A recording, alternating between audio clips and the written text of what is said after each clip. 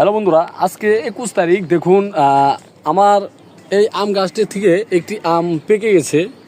তো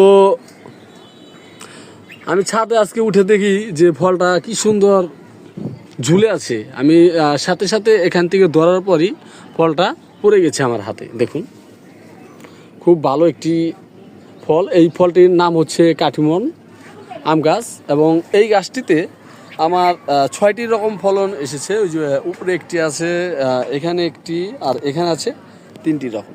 টোটাল 6টির মতন আম ধরেছে এই গাছটিতে। এটি হচ্ছে একটি 12 মাসি ফল গাছ।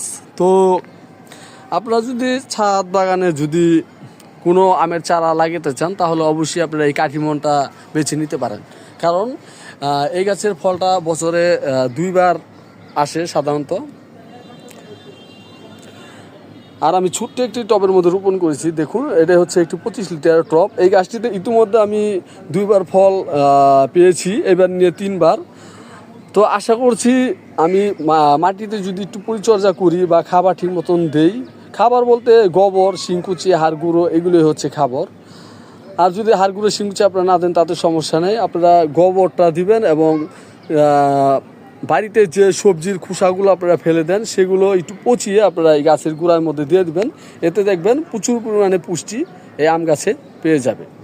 তো আপনারা যদি ঠিক এইভাবে পরিচর্যা করতে পারেন, তাহলে আপনার কাছে ঠিক এরকম ভালো ফলন আসবে। এমনকি এরকম পাকা, একবারে সুস্বাদু এরকম পাকা ফল আপনারা পেয়ে যাবেন। তো বন্ধুরা, ভিডিওটি ভালো লাগলে অবশ্যই চ্যানেলটি সাবস্ক্রাইব করবেন, লাইক করবেন, শেয়ার করবেন। এবং আজকের মতো বিদায় নিচ্ছি।